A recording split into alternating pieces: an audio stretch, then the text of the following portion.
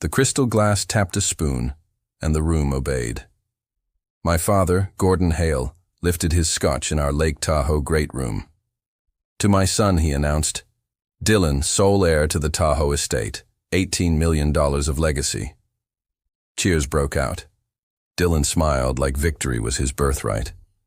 I stayed by the bookshelf, clutching a manila envelope to my ribs, smiling back with a calm that felt sharp. Elliot Crane.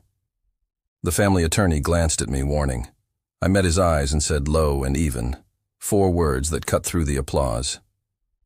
You truly don't know, do you? My father's face heated. Mara, don't. I let the silence stretch. Anyway, before I toppled their kingdom, I wanted them to feel how heavy my quiet could be. For 10 years, I kept this estate running. Permits signed, bills paid, contractors wrangled, emergencies handled before dawn. Dylan's business trips were just disappearances with better receipts. Yet every time I delivered, Father praised Dylan for building the legacy. 7 days ago, I walked into Gordon's study with our best quarter on record.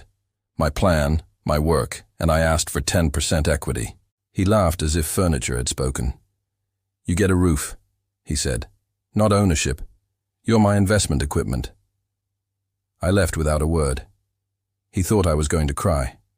Instead, I opened my office safe and took out this envelope, the one I'd been hiding for 3 years, the seal still held unbroken like a dare. Now Dylan was already chatting with investors, already spending his inheritance out loud. Gordon basked in congratulations.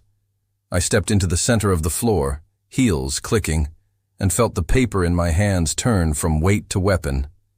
Dylan sauntered over, scotch in hand, wearing the grin everyone mistook for charm.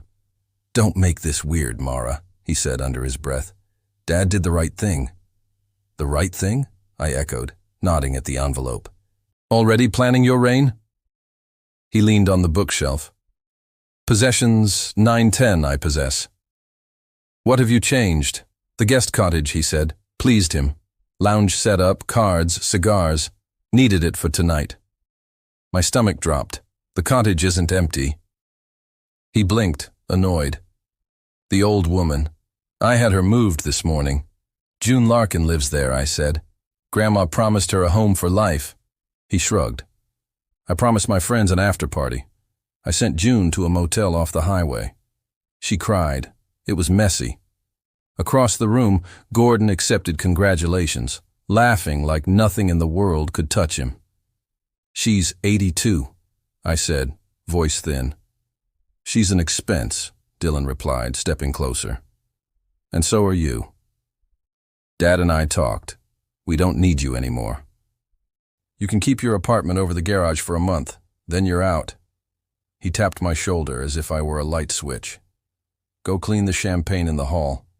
Be useful. He walked away, already back among the admirers. I stood there breathing through my teeth and felt something lock into place. Not rage, clarity. They'd finally shown me what the estate meant to them. A playground, not a promise. I slid my thumb under the envelope's flap and tore it open. The sound was small, but it cut clean. I stepped into the center of the room. Excuse me, I said. Before we continue celebrating, there's an administrative matter. The deeds. Elliot's pen froze when I spread the papers on the sideboard. Deeds, I said, recorded 3 years ago. He read the county stamp and looked up pale. Gordon, these are real. My father lurched. Impossible. Evelyn left everything to me.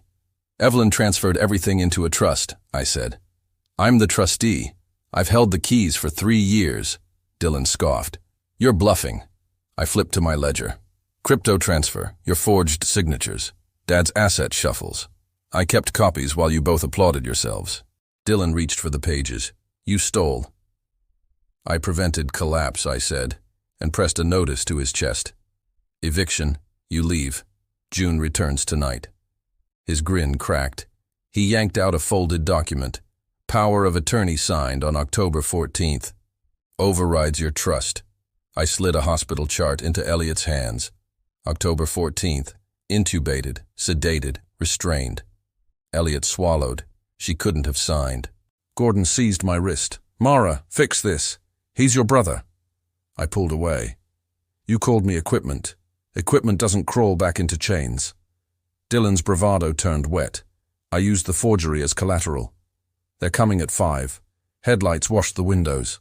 Black SUVs are climbing the drive. I called the police, not my family." By dusk, Dylan was cuffed, and Gordon stared at the ruin he'd priced like inventory. June rode back with an officer and her suitcase. I handed her the cottage key, then walked out into the cold lake air, breathing like it was the first clean thing I'd ever owned. Later, I signed a lease in my own name and slept peacefully.